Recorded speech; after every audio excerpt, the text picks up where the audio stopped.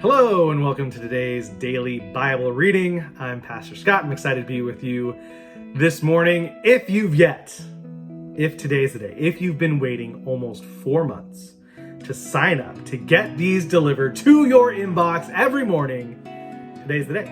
And you can do that at findcommunity.com/Bible reading. If you've joined us this week, you'll know that we're looking at another bumper sticker. We're in the middle of a series called Bumper Sticker Theology, looking at all these different phrases and sayings, Christian phrases and sayings that sound biblical, but turns out aren't entirely biblically sound. And this week we're looking at the phrase, God helps those who help themselves. And as we've already seen through Monday and Tuesday's videos, as we'll see this weekend when Pastor Brett brings the message, that God is often in the business of helping people who are helpless, helping people who cannot help themselves.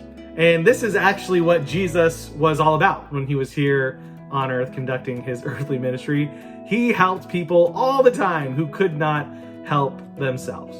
And we see in our passage this morning, comes from Matthew 25, what this really means for us if we want to be his true followers. So let's look at Matthew chapter 25, beginning in verse 31.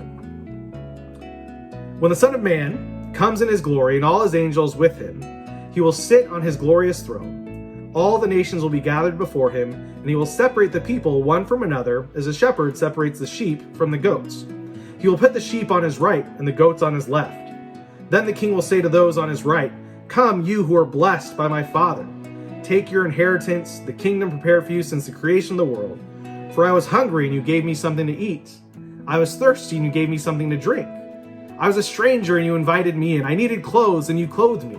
I was sick, and you looked after me. I was in prison, and you came to visit me." Then the righteous will answer him, "Lord, when did we see you hungry and feed you, or thirsty and give you something to drink? When did we see you a stranger and invite you in, or needing clothes and clothe you? When did we see you sick or in prison and go to visit you?" The king will reply, "Truly I tell you, whatever you did for one of the least of these brothers and sisters of mine, you did for me." Then he will say to those on his left, "Depart from me, you who are cursed, into the eternal fire prepared for the devil and his angels. For I was hungry, and you gave me nothing to eat. I was thirsty, and you gave me nothing to drink. I was a stranger, and you did not invite me in. I needed clothes, and you did not clothe me. I was sick and in prison, and you did not look after me." They also will answer, "Lord, when did we see you hungry or thirsty or a stranger or needing clothes or sick or in prison and did not help you?" He will reply, "Truly I tell you, whatever you did not do for one of the least of these, you did not do for me." Then they will go away to eternal punishment, but the righteous to eternal life. And so this parable comes in a string of parables that Jesus is telling about his return, when he's going to come back. And he's telling his followers, look, you need to be prepared. Tells the parable of 10 virgins. He says, look, you need to use your gifts to make a difference in this world. The parable of the talents. Then he tells this parable of the sheep and goats, saying that if you truly are my follower, then you will do these things. If you're my follower, you will feed the hungry, give drink to the thirsty. You will do these things. You will do them for the lowliest of those. Jesus' true followers, he did those things. He gave food to the hungry, drink to the thirsty, invited the stranger in, clothed those who needed clothes, took care of the sick, and visited the prisoner. The true followers, they're not aware that they did these things for Jesus, but Jesus says, hey, when you did this for the least of these, for my brothers and my sisters, for those who've partnered in my suffering, you've done it for me. And the people who aren't his true followers will say, when did we have that opportunity? When did we miss that opportunity? And Jesus say, well, when you didn't do it for the least of my brothers and sisters, for those who have shared in my suffering, then you missed the opportunity. And with these things, it's not like Jesus is asking us to do something that he himself didn't do. He fed the hungry. He fed 5,000 people. He gave drink to the thirsty. He gave the woman at the well in Samaria living water.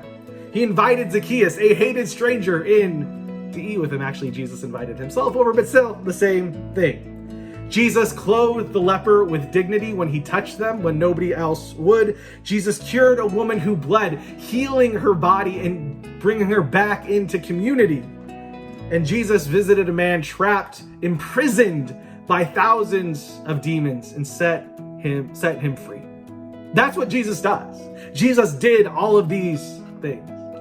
And so when we read this passage out of Matthew 25, we shouldn't be shocked that Jesus says, if you're my true follower, you will have done these things, because as followers of Jesus, what are we called to do? Follow. We're called to follow. We are called to follow Jesus. So if Jesus gave food to the hungry, gave drink to the thirsty, visited the prisoner, clothed those who needed clothes, healed those who needed it, Jesus did those things, and we call ourselves his followers, then what are we supposed to do? Those same exact things. And not only in this is Jesus our example, but you know what? He also did these things for us. When we were hungry, Jesus gave his body as the bread of life. When we were thirsty, Jesus gave us living water. When we were strangers and enemies, he still died for us. When we were sick and dead in our transgressions, Jesus gave us life. When we were naked with our sin, Jesus covered us with his righteousness. When we were trapped in bondage to darkness, Jesus set us free. This is what Jesus has done for us. This is what Jesus does. And so if we are followers of Jesus, these are the things that we should do.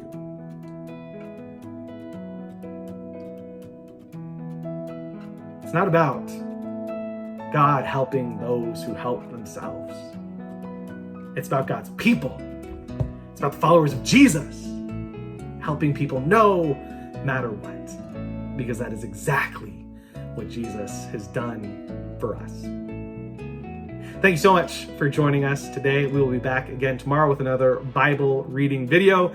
And just a reminder, we've got our Sunday night service, live in-person service on the North Lawn, socially distanced, wearing masks, coming up on Sunday night at 6 o'clock. We cannot wait to see you there or online, because we'll still have our same online service at 9:15 and 11. Have a wonderful, wonderful Wednesday, and we'll see you real soon.